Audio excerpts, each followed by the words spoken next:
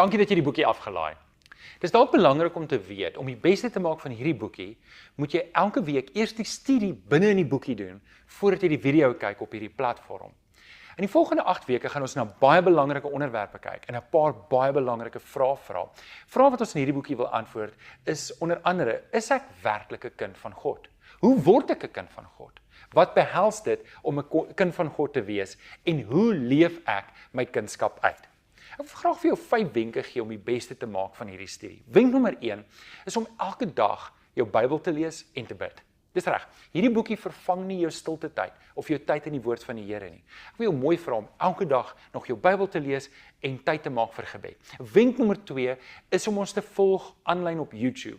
Op ons YouTube kanaal is daar allerlei geestelike luister en kyk materiaal wat vir jou kan help om geestelik te groei. Gaan na YouTube toe sommer nou en gaan soek Gesinskerk daar en jy sal ons kry.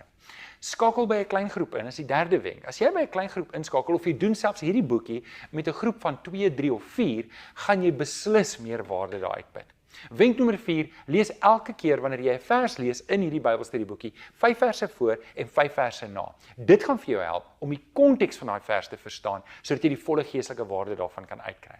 Wenk nommer 5 is begin met 'n gebedsjoernaal. Gebedsjoernaal is maar net eintlik om neer te skryf waarvoor jy bid en later aan terug te kyk en te sien hoe die Here jou gebede geantwoord het. Dit gaan vir jou tot groot seën wees. Ek sien uit om hierdie reeks saam met jou te doen. Onthou asseblief, voordat jy die volgende video kyk, gaan doen eers die eerste week se studie in jou boek. Ons praat 'n bietjie later.